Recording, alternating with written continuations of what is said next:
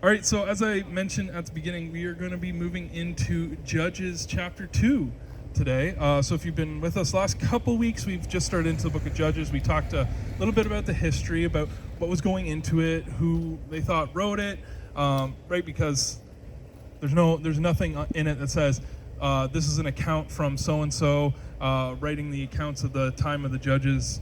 But at the same time, we also know that for all this to be written, it obviously must have happened after. That's why we said it was most likely Samuel. That's traditionally who we believe wrote the book of Judges.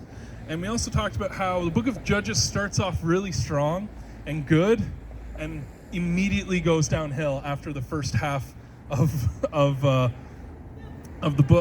first chapter. The rest of the book is basically a book about disappointment and how even when God continually shows up and provides, I think it's a real reminder to ourselves as well. We really need to look at the book of Judges, and if you can't see yourself in it, then you're not being honest, right? Because how many times do we call out to God? We call out to God, save us, save us. We need some sort of salvation. We're being, just overburdened. We're being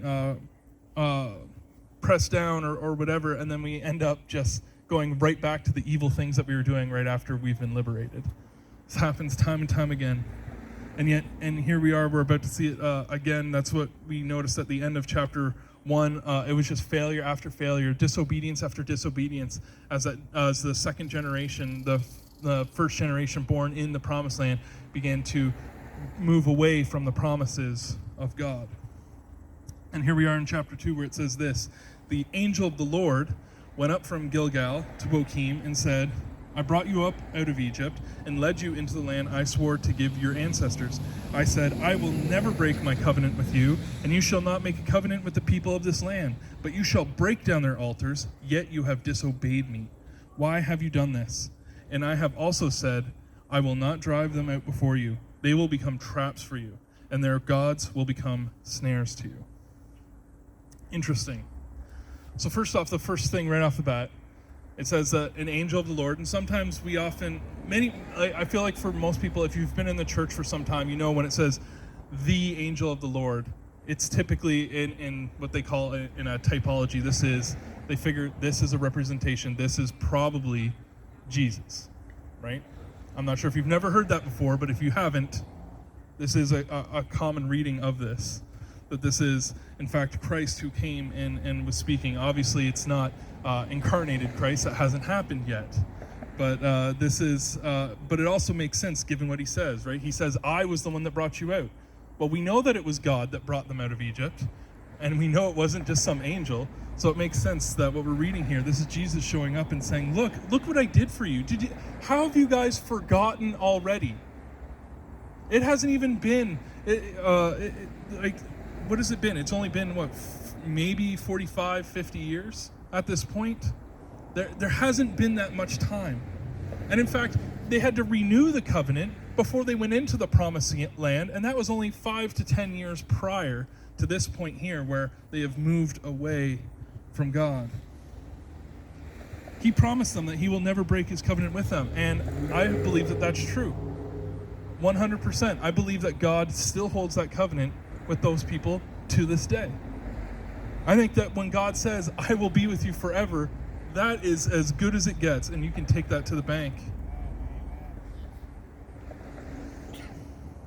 But then he said, I have also said, depending on your Bible in verse 3, that will really determine how that particular phrase is translated, but it tends to be they either tend to translate it, and I've also said, or they sometimes will say, and now I say to you, right? So it doesn't invalidate what happened, what he said before. He's still going to be with them. However, instead of driving them out before them, the people will now become a trap for you, and their gods will become snares to you. Now, what's really interesting is this isn't even the first time that God has said this to these people. All the way back in Deuteronomy 31, verses 16 to 18, God gives this warning to the people. When they're renewing the covenant, he said, if you listen to God, if you hold his statutes, if you obey him, and if you go in with fierceness and obedience, and you do these things, then God will be with you. These powerful foes that you are afraid of, they will be nothing before you. God will break them in front of you. However, if you do not, and then he gave this warning. Right? This warning was always there. He told them right up front. Verse 4, when the angel of the Lord spoke these things to all the Israelites, the people wept aloud. And they called that place Bochim. Bochim means weepers. And they were there they offered sacrifices to the Lord. I think that's a perfectly reasonable response, don't you? If suddenly an angel from the Lord showed up right here to us today, stood before us and said, you've disappointed me. I made a promise with you, and you've broken that promise. Now I'm going to set the world against you. If you're not weeping, you've checked out of reality. Okay, that is a pretty harsh sentence to be given, and yet it wasn't like they didn't know it was on the table. They knew what was going to happen. Verse 6, and after Joshua had dismissed the Israelites, they went to take possession of the land, right? So this obviously,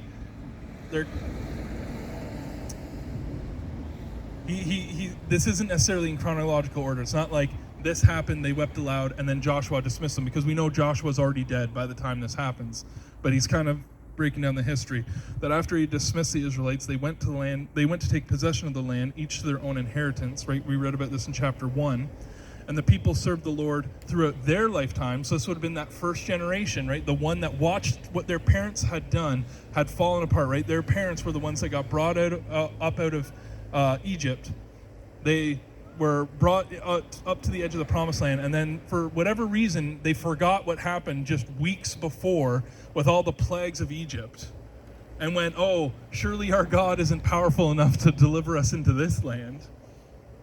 And of course, they instead decided that they would not, and then God said, well, then you're going to wander the wilderness until you die. These children that were born in the wilderness would have known the stories of what their parents had been led through. They, of course, would have the retelling of the Passover, and they would have known exactly what had happened, and they trusted their God, so much so that when they come in and they're being led by Joshua, the conquest goes well. We read about that in the first half of Judges chapter 1. And they did. They served their Lord throughout their lifetime. But then what we notice is, as this older generation begins to fade and die away, and the younger generation begins to take their place, they begin to compromise more.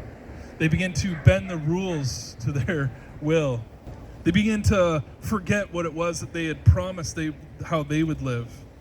And in verse 8 it says, Joshua, son of Nun, that's always funny, served the Lord God and died at the age of 110, and they buried him in the land of his inheritance at Timnath-Heres in the hill country of Ephraim, north of Mount Gash. 110. Boy was old. And then I got a bunch of notes here trying to work out the math of how old he must have been at the call and stuff like that. Because we know the Bible tells us that in Joshua 14 that Caleb was 40. We don't necessarily know how old Joshua was, but we can assume they were probably relatively close in age. And it also would make sense that Joshua only led war for about 5-10 years and then passed away. Well, no, first he retired, then he passed away.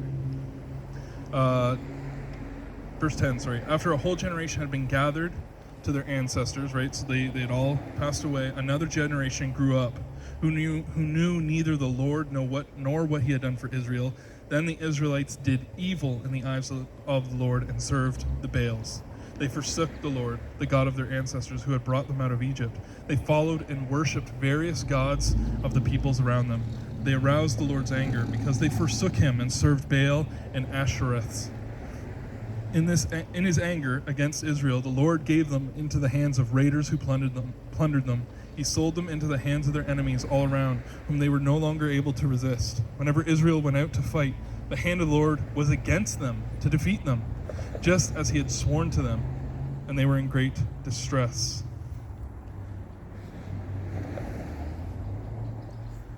I mean, it's one of those things. We were talking about it the other day at coffee. We were sitting down and I can't remember who it was that got brought up, but it was a politician and it was someone who was widely unpopular. And I said, well, the one good thing you can say is that they said they were going to do this unpopular thing and they did it anyway. Sometimes sometimes we don't like that. We don't like it when people give us an unpopular opinion or unpopular thing, right? I'm sure not one of these people in Israel would have chose to receive the punishment that God had offered up. He said, look, if you don't do this, then this is what's going to happen. And I'm sure not one of them felt like that was a great deal. But nonetheless, either they didn't take God seriously, or they thought that they were above him or better than him or didn't need him. And sure enough, just as much as God fulfills his promise of bringing them into the land and allowing them to multiply and grow and prosper, he also said, if you disobey me, that same promise, if you disobey me, then I'm going to come against you. How can they be a light to the world and show the world who God is and the power and the love of God if they're not serving him? When they're serving other gods, the Baals and the Asherahs, of course this was going to happen. Verse 16, and the Lord raised up judges. This, of course, as a young person, was always quite confusing to me. And I'm sure many of you, at some point, you've either been in the church for a while or you've heard it. You know that it's not necessarily, and then God raised up someone who sat behind a table and banged a gavel and made judgments on people. No. In this case, the word judge means a deliverer or one who actually deals out the sentence. For those of you who enjoy movies or comics, my mind was, and then God rose up, Judge Dredd. And yes, I looked immediately at Dusty because I thought he might be the only one that got that. Got it. Right? These were people who were raised up, who were given all authority in order to not only deal out a judgment, but also deal the sentence. Right? And that's exactly what the Lord was raising up, these judges. And we haven't quite gotten to these individuals yet, but that's of course the overall narrative of the book of Judges is the retelling of these individuals who God raised up, these people who were deliverers, who were coming to redeem Israel, who helped to bring Israel out of a hard time, to save them out of the hands of the raiders, as it says here in verse 16. And then, but of course, in verse 17, as always happens, why? Because we're human and we're broken and we are in desperate need of Christ. Yet they would not listen to their judges, but prostituted themselves to their gods and worshiped them. They quickly turned from their ways of their ancestors, who had been obedient to the Lord's commands. Whenever the Lord raised up a judge for them, he was with that judge, and he saved them out of the hands of their enemies, as long as the judge lived. For the Lord relented because of their groaning under those who oppressed and afflicted them. But when the judge died, the people returned to the ways even more corrupt than those of their ancestors, following other gods and serving and worshiping them. They refused to give up their evil practices and stubborn ways. Therefore the Lord was very angry with Israel and said, because this nation has violated the covenant I ordained for their ancestors and has not listened to me, I will no longer drive out before them any of the nations Joshua left when he died. I will use them to test Israel and see whether they will keep the way of the Lord and walk in it as their ancestors did. And the Lord allowed those nations to remain, and he did not drive them out at once by giving them into the hands of Joshua. Right? Because if you remember, the promise was, Joshua, you come, you serve me, I'll drive them out before you. There will be nothing that can stand in front of you. But of course, when the people begin to corrupt themselves, then of course they lose their way. And isn't it so true that we often feel this way? I mean, Claire says it to me all the time. Well, that's not fair, because not only does she want her way, but she wants it her way right now. And if it doesn't happen her way right now, how often, it's funny because we don't like being talked to as children, but so often we behave like them, especially when we're dealing with God. We sometimes forget that who was the one that was there before creation, who's been there through all of the ages, who knows all things, who has the power over life and death. And we're trying to tell him what's fair and how we ought to live, and that we know better. How foolish How childish do we act sometimes? Right? And I say we very purposely because I definitely include myself in this. How many times have I thought to myself, I'll just do something this way. It doesn't really matter. It's not that close. And then the more I think about it, or the more I get into my Bible and I read about these things and I go, I'm being an idiot right now. What am I doing? I'm acting like a petulant child. The Lord already laid out what I need to do, how I need to act, what I need to say, how I should proceed. And yet sometimes I get it in my head that I know better. Just like these people that we like to look at when we look back in the book of Judges and we go, how on earth did they ever turn from this? The blessing they saw, the miracles they saw, right? This would have been the generation who would have still had Aaron's budded staff, who would have heard the stories about the water coming from rocks, the manna from heaven, the deliverance from Egypt. Right? This is not a far off memory for them. This is within, they would have talked to the people that were alive, that lived through those things, and yet how quickly we forget.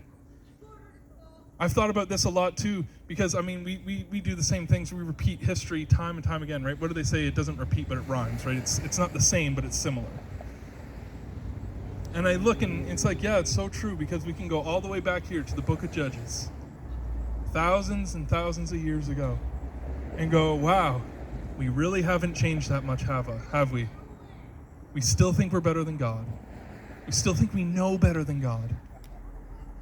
And if you tell me, no, Pastor, that's not true. Well, then I'm glad that you're holy and sacrosanct and you're going to be set apart, and maybe maybe you think yourself the new Jesus. Let's face it, we all make mistakes. We all mess up. That's the beauty of the sacrifice of Jesus, is that he recognized all of this back then too, right? He was there, he witnessed this, he talked to these people.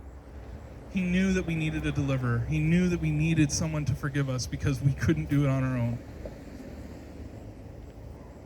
And once again, I say we need to actually look at this and look at these people and see ourselves in this, so that way we don't necessarily end up repeating the same mistakes. We can see this and head it off before we go down a path that ends up taking us so far away from God. Instead, we can be united with him, walk with him, and be led by him.